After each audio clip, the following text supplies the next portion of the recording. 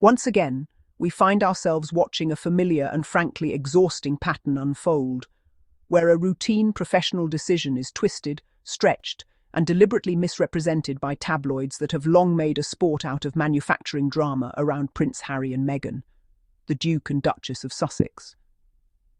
Meredith's departure from Archewell is the latest example of how certain sections of the UK media continue to prioritise sensationalism over substance, narrative over nuance, and clicks over credibility.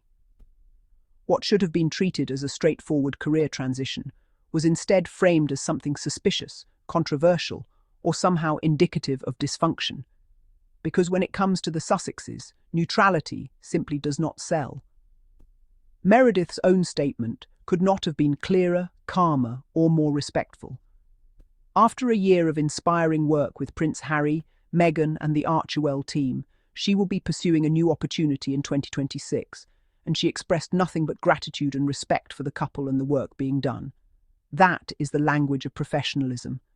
That is the language of someone who had a positive experience and is simply moving forward in her career. Yet the tabloids, predictably, chose not to lead with her words, but to bury them beneath speculation, implication, and insinuation. This is not accidental. It is a deliberate editorial choice rooted in a long-standing bias that treats anything associated with Harry and Meghan as an opportunity for scandal, regardless of the facts. What makes this particularly troubling is how normalised this behaviour has become. Staff departures happen every single day across charities, corporations, NGOs and foundations all over the world. People join, people contribute, people grow, and eventually people move on. It is not a sign of instability. It is a sign of a functioning organisation made up of real human beings with evolving careers. Yet when Archewell experiences the same perfectly ordinary professional movement seen everywhere else, the tabloids rush to frame it as proof of chaos, failure, or internal conflict. This double standard is impossible to ignore, and it reveals far more about the media outlets pushing these narratives than it does about the Sussexes or their work. The irony, of course, is that Meredith's statement did exactly what responsible journalism is supposed to do. It clarified the situation. It removed ambiguity. It corrected false assumptions. And in doing so, it left the tabloids exposed. Their stories, stripped of anonymous sources and speculative language, collapsed under the weight of a single, straightforward paragraph from the very person they claimed to be reporting on. Instead of accountability, however, what we often see next is silence, quiet edits, or shifting goalposts, because admitting error is something these outlets rarely do, especially when the subject is Harry and Meghan. There is a deeper issue at play here, one that goes beyond a single departure or a single misleading headline. The relentless distortion of events surrounding the Sussexes reflects a media ecosystem that has become addicted to conflict narratives. For years, certain tabloids have relied on a formula that casts Harry and Meghan as perpetually problematic, regardless of evidence to the contrary.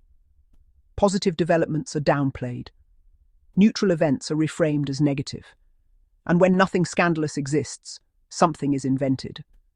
This pattern has consequences, not just for public understanding, but for trust in journalism itself. It is worth asking why these outlets are so resistant to the idea that people can work with the Sussexes, respect them, and still choose to move on without drama. Why is it so difficult for the tabloids to accept that professional relationships can be healthy, finite, and mutually appreciative? The answer likely lies in the fact that such truths do not align with the caricature they have spent years constructing. A narrative built on hostility cannot easily accommodate evidence of goodwill, gratitude, or normalcy. And so, reality must be bent to fit the story, rather than the story adapting to reality. This is not just unfair to Harry and Meghan, it is unfair to the professionals who work with them. Meredith is not a prop in a media storyline. She is an individual with her own ambitions, goals, and career trajectory. By reducing her decision to leave Archewell to a tabloid talking point, these outlets stripped her of agency and attempted to speak over her own words. That is not journalism, that is appropriation. And it raises serious questions about whose voices are deemed credible and whose are dismissed when they contradict a preferred narrative. The shame, as many observers noted, is that Meredith's statement should have been the beginning and the end of the story. Instead, it became an afterthought, reluctantly acknowledged only after false claims had already circulated widely. This sequencing matters, because misinformation spreads faster than corrections, and tabloids know this. The damage is often done before the truth has a chance to catch up. Yet there is little incentive for these outlets to change their behavior when outrage remains profitable and accountability remains optional. What is particularly striking is how often these same tabloids demand transparency from Harry and Meghan while refusing to practice it themselves. They accuse the Sussexes of controlling narratives, yet they selectively, quote, omit context and rely on unnamed sources with suspicious consistency. They frame themselves as defenders of free speech while actively distorting the speech of those they cover. Meredith spoke plainly, respectfully, and without ambiguity. The tabloids responded by twisting her words into something they were not, exposing a profound hypocrisy at the heart of their operations. This episode also underscores a broader cultural problem within certain corners of the British press, where leaving an organisation associated with Harry and Meghan is treated as inherently suspicious. No such scrutiny is applied to similar departures within royal households, government departments, or major corporations. There, departures are described as routine, strategic, or career-driven. Only in Sussex-related coverage do we see such relentless efforts to assign blame, infer conflict, or suggest failure without evidence. This selective skepticism is not critical thinking, it is targeted hostility. And yet, despite all of this, the truth has a way of asserting itself. Meredith's words did not just clarify her own position. They reaffirmed something that many supporters of the Sussexes have long recognised. Archewell is not the chaotic, revolving-door organisation it is often portrayed to be. It is a working foundation with real projects, real people, and real impact. People come in, contribute meaningfully, and leave with respect. That is how professional environments function. The attempt to frame this as scandal only highlights how detached tabloid narratives have become from everyday reality. It is also worth noting how quickly the tone of coverage shifts when facts become undeniable. The same outlets that were eager to speculate suddenly grow cautious, hedging their language and reframing their earlier assertions as questions or concerns. This rhetorical sleight of hand allows them to avoid outright retractions while still maintaining the illusion of credibility. But audiences are not blind. Increasingly, viewers and readers recognize these tactics for what they are, and trust continues to erode as a result. The real tragedy here is not just the misrepresentation of one person's career move, but the broader erosion of journalistic standards. When tabloids choose narrative over accuracy, they contribute to a media environment where truth becomes secondary and cynicism thrives. This does not serve the public, it does not foster informed discussion, and it certainly does not reflect the ethical principles that journalism claims to uphold.